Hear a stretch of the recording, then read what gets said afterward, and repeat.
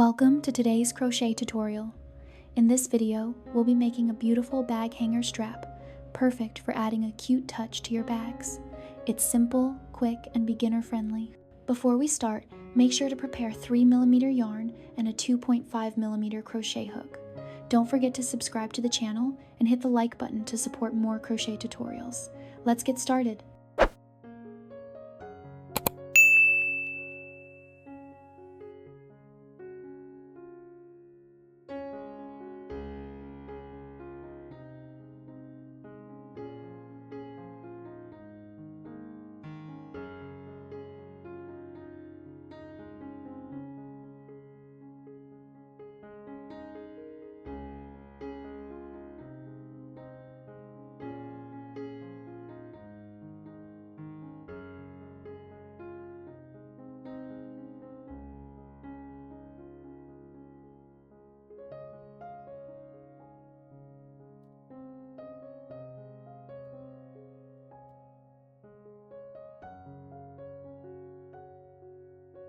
For round 1, make a magic ring.